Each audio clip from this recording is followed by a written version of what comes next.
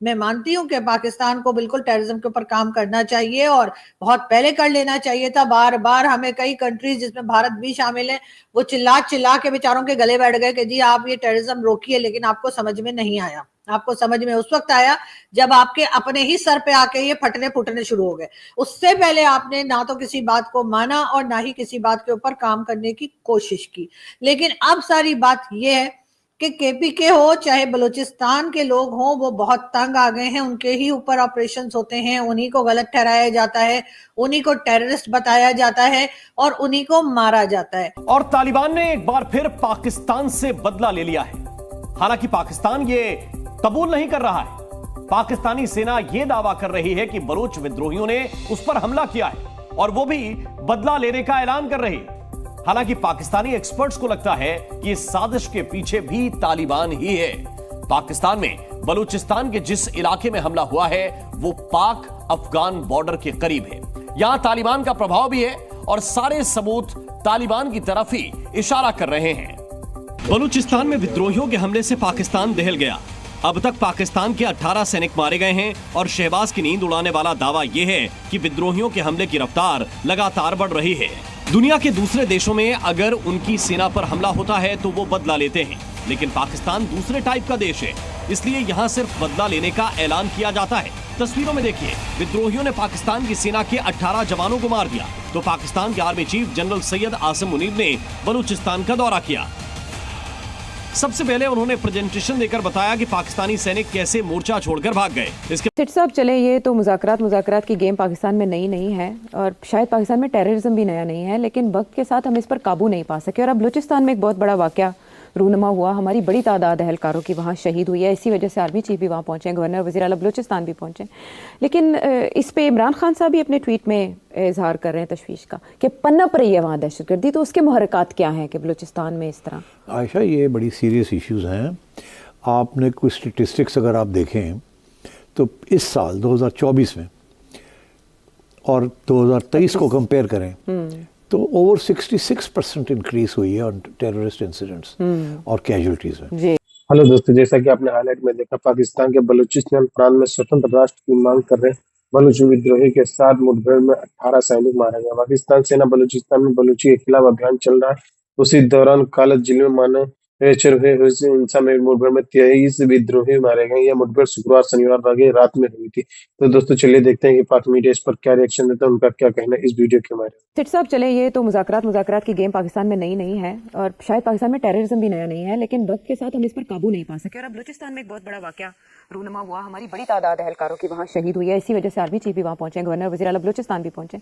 लेकिन इस पे इमरान खान साहब भी अपने ट्वीट में इजहार कर रहे हैं तशवीश का कि पनप रही है वहाँ दहशतगर्दी, तो उसके मुहर्रिकात क्या हैं कि बलूचिस्तान में इस तरह? आयशा, ये बड़ी सीरियस इश्यूज़ हैं।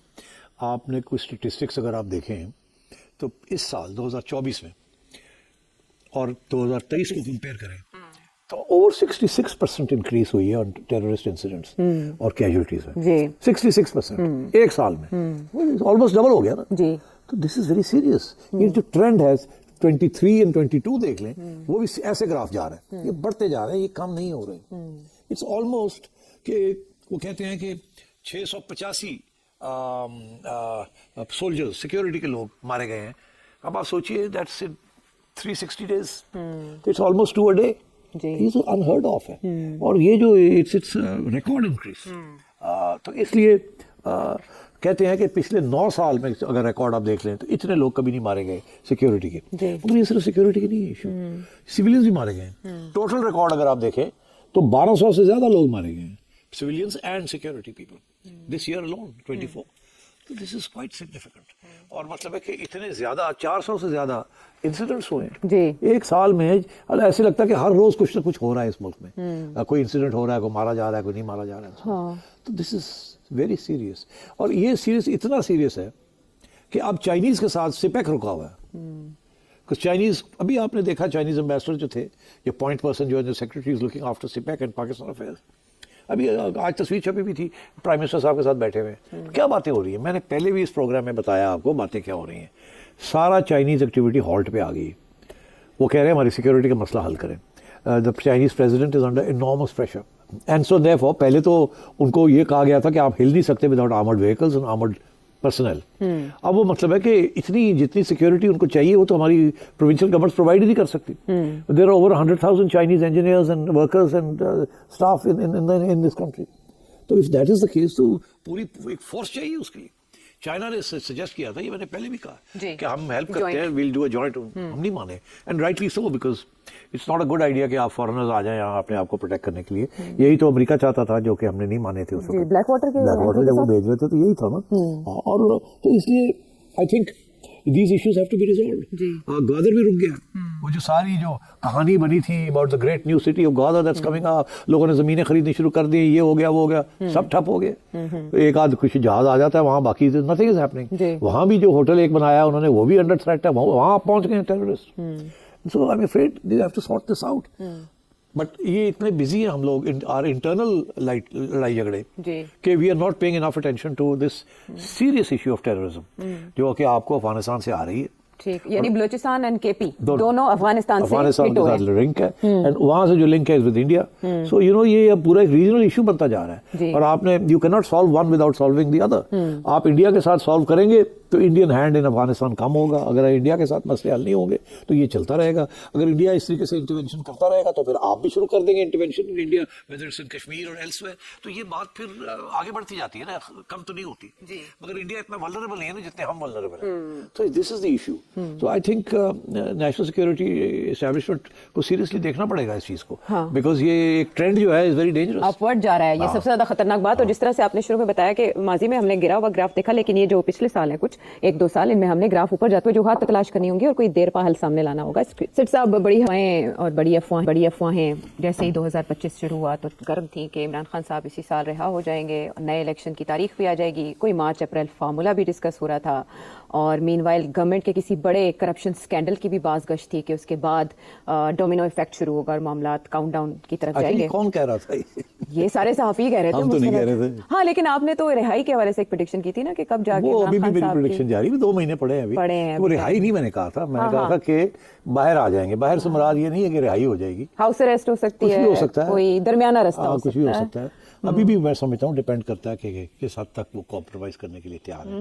बहरहाल यू कैरी ऑन। सॉरी। अच्छा, नहीं, मैंने ना थोड़ा सा वो टिप ले लिया आपसे बात करके, वरना आप चाहते नहीं है कि आप इस बारे में बात करें, तो मुझे अंदाजा हुआ कि आज आप बात करने पे आमादा हैं। अच्छा। तो क्योंकि बात एक बार फिर उसी तरफ चल पड़ी है कि पाकिस्तान तहरीक इंसाफ मुज़ाकरात तो नहीं करे, मुज़ाकरात खत्म हो गए, नशिस्तन गुफ्तन बर्खास्तन कोई रिजल्ट नहीं निकला। पता नहीं आई क्यों थी पाकिस्तान तहरीक इंसाफ मुज़ाकरात की मेज़ पर और उसके बाद भाग क्यों गई, ये अभी तक हम नहीं जान सके।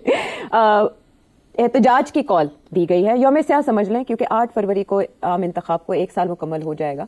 तो इमरान खान साहब ने अडयाला जेल से एक बार फिर कहा है कि इस रोज़ यौम स्याह के लिए आप सबको निकलना होगा। पाकिस्तान तहरीक इंसाफ के सारे कारकुन निकलेंगे, किसान, मजदूर, वकला और हर मकतबा फ़िक्र से मुंसलिक अफराद 8 फरवरी को निकलकर डाके के खिलाफ एहतजाज करें जो आपके हक पे डाला गया, और गुलामी से निजात के लिए जद्दोजहद जरूरी होती है। तरसीलात ज़र में कमी लाकर ओवरसीज पाकिस्तानीज अपना एहतजाज रिकॉर्ड करवाएं। बलूचिस्तान की भी उन्होंने बात की, और इसके अलावा बहुत से जो चीज़ें वो पहले भी कहते रहे हैं, ये उनका मैसेज है। जबकि दूसरी तरफ जुनैद अकबर साहब जो आप कह रहे थे कि वो एक अंडरस्टैंडिंग होगी, लेकिन समझ आती है कि वो अली अमीन गंडापुर से कोई नेक्स्ट लेवल पर जाके बात करना चाहते हैं।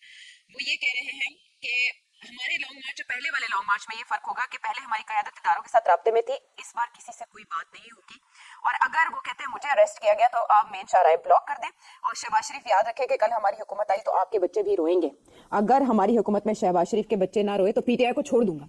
ये तो बहुत सख्त थ्रेट्स हैं। और मीनवाइल 2 बड़े इवेंट्स होने जा रहे हैं फरवरी में, क्या नतीजा निकलेगा आपकी बार? 3-4 पॉइंट्स। पहली बात यह है कि गंडापुर साहब भी तो बड़े जबरदस्त गरजते थे जी, तो उनकी जो गरज थी और आज जुनैद साहब की गरज में कोई फर्क नहीं है। ये शुरू में ऐसे ही होता है, अपने क्रेडेंशियल्स बनाने के लिए उनकी कंस्टिट्यूंसी है। अगर आप अपने आपके लोग कह दें आप तो शुरू में लेट गए हैं तो फिर आगे जाके क्या होगा, तो ये सख्त लाइन लेनी पड़ती है। बात हम करेंगे सबसे पहले बलूचिस्तान की। जी हाँ, बलूचिस्तान के इलाके कल्लात की बात करेंगे, जहां पर सिक्योरिटी फोर्सेस और साथ साथ ये बताया जा रहा है कि उनके अलावा जो है वहां पर जो टेररिस्ट जिनको हम बता रहे हैं, चाहे वो बीएलए के लोग हों या कोई, उनके ऊपर भी अटैक हुआ है, जिसमें से बताया जा रहा है कि अभी तक तकरीबन 18 के करीब टेररिस्ट जो है उनकी जानें गई हैं और सिक्योरिटी फोर्सेस के लोगों की भी जो जाने गई हैं उनका नंबर भी जो है कभी 12 और कभी 18 ही बताया जा रहा है। अभी तक जिसे कह लीजिए कि कंप्लीटली एक तरह से नंबर बताया नहीं गया है, लेकिन जो नंबर्स आ रहे हैं वो बार बार चेंज होते हुए दिखाई दे रहे हैं। लेकिन बहुत बार ऐसा भी होता है कि कई लोग इस तरह के हादसों में जख्मी हो जाते हैं और उसके बाद कई लोगों की बाद में उसमें जान चली जाती है। बहरहाल बात हम करें बलूचिस्तान की, तो बलूचिस्तान में भी जो है वो ऑपरेशन चल रहा है और उसके लिए कहा यह गया है कि जो वहां पे चाहे वो बीएलए के लोग हों या कोई और फोर्सेस के लोग हों, उनको जो कंट्रोल करने के लिए पाकिस्तान एजेंसीज की तरफ से या पाकिस्तान की सिक्योरिटी फोर्सेस की तरफ से ऑपरेशन किया गया। ये वही लोग हैं जिनको हम कभी फ्रीडम फाइटर कहते हैं और कभी टेररिस्ट कहते हैं। हम खुद ये फैसला नहीं कर पा रहे कि ये लोग फ्रीडम फाइटर हैं या ये लोग टेररिस्ट हैं। बहरहाल बलूचिस्तान में एक हंगामा बरपा है इस वक्त, और बलूचिस्तान के अंदर जो है ऑपरेशन जारी है और कई लोगों की अभी तक, जैसे मैंने आपको बताया, कि जाने जा चुकी हैं। लेकिन साथ साथ ये भी है कि बलूचिस्तान के लोग बहुत टाइम से ये सब कुछ बर्दाश्त कर रहे हैं, अपने ऊपर मुश्किलें झेल रहे हैं। उनके लिए बार बार कहा जाता है, बताया जाता है, आप लोग भी जानते हैं कि मिसिंग पर्संस का इशू है। डॉक्टर मारंग बलोच और उन्हीं जैसी बहादुर लेडीज जो हैं वो अक्सर बाहर निकल कर जो है प्रोटेस्ट करती हैं और डिमांड की जाती है कि जो मिसिंग पर्संस का इशू है वो उनका सॉल्व किया जाए, जो लोग मिसिंग है उनको वापस लाया जाए, उनको वापस उनके घरों तक पहुंचाया जाए। यहाँ पर मैं ये बात जरूर मेंशन कर दूंगी कि मारंग बलोच या डॉक्टर मारंग बलोच और उन जैसे दूसरे लोग जो बलोचिस्तान में प्रोटेस्ट कर रहे हैं, वो कभी भी ये डिमांड नहीं करते कि वो पाकिस्तान से अलग होना चाहते हैं या वो अपने एक अलग कह लीजिए कि अलग कंट्री बनाना चाहते हैं या बलोचिस्तान को अलग करने के लिए हैं। तो इसलिए उनके ऊपर अगर किसी किस्म की भी गलत जाती की जाती है तो बहुत गलत बात है। अपने राइट के लिए वो बात करती हैं और सबसे बढ़कर मिसिंग पर्संस का इशू जो है वो डेफिनेटली बहुत एक सीरियस इशू है पाकिस्तान में। लेकिन उसके साथ साथ बलूचिस्तान और गवादर और उसके आसपास के लोग जो हैं वो कहीं ना कहीं सीपीसी को लेकर भी नाराज हैं। उनका ये कहना है कि यहाँ पर चाइनीज को काम करने दिया जा रहा है, चाइनीज को उनके पास जो कुछ भी है बलूचिस्तान के, यानी समझिए जो जो चीजें हैं उसको चाइनीज के हवाले किया जा रहा है या उनको नहीं मिल रहा जो कि बलूचिस्तान के असल लोग हैं। इसको लेकर भी बलूचिस्तान में तरह तरह की प्रोटेस्ट और तरह तरह की नाराजगी जो है वो उठती रहती है। लेकिन क्या सिर्फ यही हल है कि उसके ऊपर ऑपरेशन किए जाएं और लोगों की जानें ली जाएं? दूसरी तरफ अपने ही लोगों को जो कि बलूचिस्तान में सर उठा रहे हैं या अपने प्रोटेस्ट कर रहे हैं अपने राइट्स के लिए, उनको टेररिस्ट बता दिया जाए। क्या ये लोग वाकई में टेररिस्ट थे जिनको आज मारा गया है? इस बारे में भी लोग कई कई तरह की बातें कर रहे हैं। कई लोगों का कहना ये भी है कि वो एक तरह से अपना प्रोटेस्ट कर रहे थे या अपने लिए बात कर रहे थे, अपने राइट्स मांग रहे थे, जो कि पाकिस्तान की गवर्नमेंट उनको देने में या तो नाकाम रही है या देना ही नहीं चाहती है। तो क्या इस तरह से वोट देना क्या ठीक होगा? क्या उनको अरेस्ट नहीं किया जा सकता था? इससे पहले भी 2-3 दिन पहले भी हमने देखा कि कुछ लोगों को टीवी चैनल पर बिठाया गया था और उनसे ये कहलवाया गया था कि जी वो हथियार डाल रहे हैं। उनको बताया गया कि जी ये बलूचिस्तान के लोग हैं और ये हथियार डाल रहे हैं, और उन्होंने साथ ये भी कहा कि जी उनको जो है वो बहकाया जाता है या उनको तरह तरह की बातें जो है वो गलत सिखाई जाती हैं और अब वो ये बात समझ चुके हैं तो इसलिए वो हथियार डाल रहे हैं। बिल्कुल, हथियार उठाना किसी भी स्टेट के खिलाफ जो है कोई भी स्टेट बर्दाश्त नहीं करेगी, चाहे वो दुनिया के किसी भी कोने में हो। लेकिन बात सारी ये है कि उन लोगों को यहाँ तक लाने वाला कौन है? क्या हमारी स्टेट ने ही इन लोगों को यहाँ तक नहीं पहुंचा दिया है कि वो अब हथियार उठाने लगे हैं और अब वो अपने लिए लड़ना शुरू हो गए हैं, इसलिए कि आप उनकी बात नहीं सुनते? बात सिर्फ बलूचिस्तान तक ही नहीं है, बात है केपीके की भी। केपीके की भी इस वक्त जो हालात हैं, तरह तरह की वीडियोस और तरह तरह के क्लिप्स जो कि लोग एक दूसरे के साथ शेयर कर रहे हैं, उसमें आपको टीटीपी वाले साफ बात करते हुए दिखाई दे रहे हैं, साफ भत्ता लेते हुए दिखाई दे रहे हैं। लेकिन उनकी तरफ भी किसी किस्म का कंट्रोल जो है वो सिक्योरिटी फोर्सेस अभी तक नहीं कर पाई है। लेकिन अगर हम बलूचिस्तान की तरफ देखें तो बलूचिस्तान में जो जिस तरह से लोगों को मारा जा रहा है, चाहे वो सिक्योरिटी फोर्सेस के लोग हों चाहे वो बलूचिस्तान के अपने लोग हों, दोनों ही गलत है। इसलिए कि बलूचिस्तान के लोग जो प्रोटेस्ट कर रहे हैं, अगर गवर्नमेंट उनकी बातों को सुने, उनकी डिमांड्स को सुने, उनके जो प्रॉब्लम्स है उसको सॉल्व किया जाए। उनके पास पीने का साफ पानी नहीं है, उनके पास कोई ऐसी सहूलत नहीं है जो कि एक आम सिटीजन को मिलनी चाहिए, बल्कि उनके यहाँ से जो कुछ भी आपको मिनरल्स और दूसरी चीजें मिलती हैं वो सबकी सब उठाकर पंजाब में ले आई जाती हैं। क्यों पंजाब में कोई ऑपरेशन नहीं होता? क्यों पंजाब में कोई टेररिस्ट नहीं पकड़ा जाता? क्यों पंजाब के ऊपर किसी किस्म की बात नहीं की जाती? क्या पंजाब में कोई टेररिस्ट नहीं है? क्या पंजाब में कोई गलत काम नहीं हो रहा? क्या पंजाब में ऑपरेशन की बिल्कुल जरूरत नहीं है? क्या पंजाब में ये टेररिस्ट यहाँ पर नहीं बैठे हुए सिर्फ और सिर्फ आपको बलूचिस्तान और केपीके में ही नजर आते हैं कि आपकी सारी गोलियां, आपके सारे बारूद, आपकी सारी मार कुटाई, सब कुछ सिर्फ केपीके और बलूचिस्तान तक ही रहता है? उसकी क्या वजह है? मैं मानती हूं कि पाकिस्तान को बिल्कुल टेररिज्म के ऊपर काम करना चाहिए और बहुत पहले कर लेना चाहिए था। बार बार हमें कई कंट्रीज जिसमें भारत भी शामिल है वो चिल्ला चिल्ला के बेचारों के गले बैठ गए कि जी आप ये टेररिज्म रोकिए, लेकिन आपको समझ में नहीं आया। आपको समझ में उस वक्त आया जब आपके अपने ही सर पे आके ये फटने फुटने शुरू हो गए। उससे पहले आपने ना तो किसी बात को माना और ना ही किसी बात के ऊपर काम करने की कोशिश की।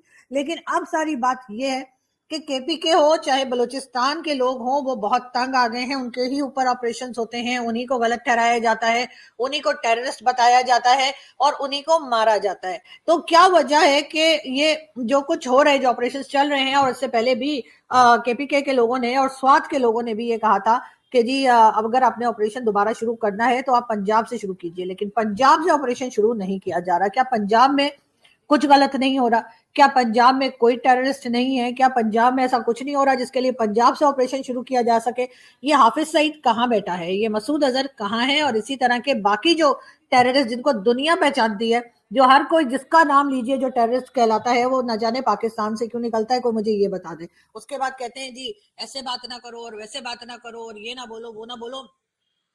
हमें बहुत अफसोस है कि हमारे सिक्योरिटी फोर्सेस के लोगों की जाने जाती है, लेकिन हमें उस बात का भी अफसोस है कि हमारे अपने ही सिटीजन्स के ऊपर जो है गोलियां चलाई जाती हैं।